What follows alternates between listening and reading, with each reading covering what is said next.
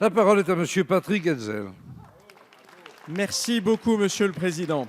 Ma question s'adresse à Monsieur le Premier ministre.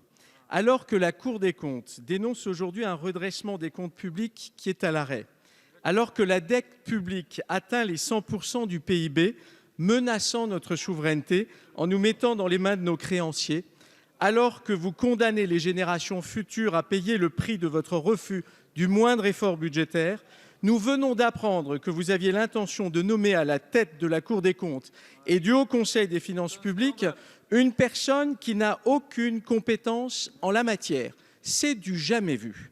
En somme, le gouvernement se préoccupe davantage du sort de ses amis à recaser que de l'avenir de nos comptes publics.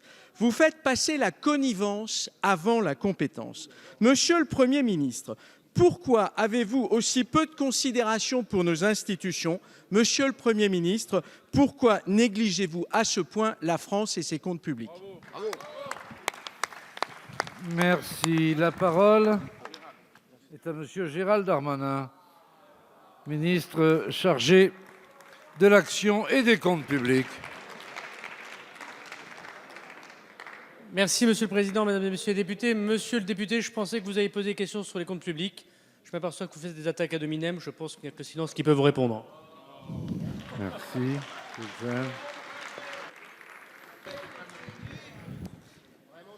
Monsieur le Premier ministre, en arrivant au pouvoir, vous faisiez des promesses aux Français. Vous disiez que rien ne serait comme avant, que dans le nouveau monde, il n'y aurait pas de copinage, que la compétence l'emporterait avant tout. Force est de constater que votre nouveau monde, c'est l'ancien en bien pire. On ne compte plus le nombre de ministres qui ont quitté le gouvernement pour des affaires. On ne compte plus les turpitudes à tous les étages de votre majorité. Où est la France dans tout cela? Monsieur le ministre. Alors, c'est un peu le problème, Monsieur le député, quand on écrit la réponse avant d'avoir entendu la réponse du ministre. C'est qu'on est complètement... C'est qu'on est, Monsieur le député,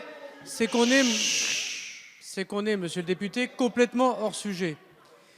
Vous en êtes à commenter des rumeurs, à attaquer personnellement des membres du gouvernement.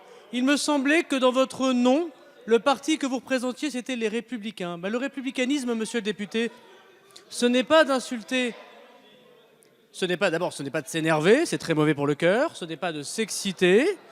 Ce n'est pas de crier. Et si vous n'aviez pas lu votre papier quand je vous ai apporté ma réponse qui consiste à parler des comptes publics, vous auriez peut-être eu des réponses qui concernaient les comptes publics. En plus, ce que vous avez dit, Monsieur le député, est particulièrement faux. Nous n'avons pas atteint 100% de la dette. Nous avons diminué le déficit à 2,2% du déficit. Et d'ailleurs, Monsieur le député, je me suis permis avec Bruno Le Maire de vous faire la photocopie de la lettre que nous avons répondue au président de la Cour des comptes. Je pensais que c'était l'objet de votre question, que vous étiez attaché au compte public. Malheureusement, et si j'ose dire avec beaucoup de regret, je m'aperçois que ce qui vous intéresse, c'est de commenter des rumeurs de façon tout à fait malveillante, sans par ailleurs, Monsieur le député...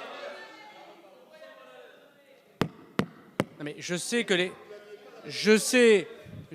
les campagnes électorales énervent.